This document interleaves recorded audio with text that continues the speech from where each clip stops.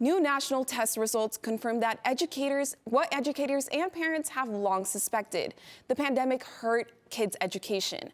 Math and English scores fell sharply for 4th and 8th graders nationwide. And as Cronkite News reporter John Brown tells us from our Washington bureau, Arizona was no different. The National Assessment of Educational Progress, often called the nation's report card, shows scores dropping in almost every category. Math results saw their biggest drop since the test began in 1990. This is not a wake-up call for us to double down our efforts and improve education. Even before before the pandemic, then I don't know what will. Beth Lewis, director of Save Our Schools Arizona, calls the findings disheartening. She says her students struggled to learn during the pandemic. Kids aren't islands. They don't just exist at school to learn.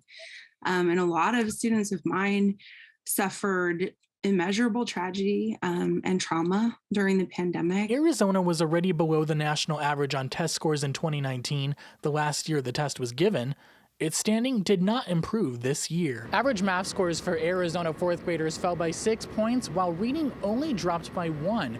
8th grade math scores dropped 9 points, while reading ended up staying the same. Chris Cotterman with the Arizona School Boards Association says math scores saw a sharper decline because some Arizona school districts are facing a math teacher shortage on top of a general teacher shortage. It's always a challenge to find math teachers, and you need good math teachers because especially since 4th and 8th grade are chosen because they're sort of gateways to success. Lewis agrees that Arizona's teacher shortage and teacher-to-student ratio has contributed to the decline. And we also had a lot of schools that were operating under a skeleton crew, where you had teachers covering 2 classrooms at a time, specialist teachers not even getting to teach their subject. It was really a chaotic 2 years. Although Lewis is not happy with the test results, she says she's optimistic that test scores will rebound in the next year.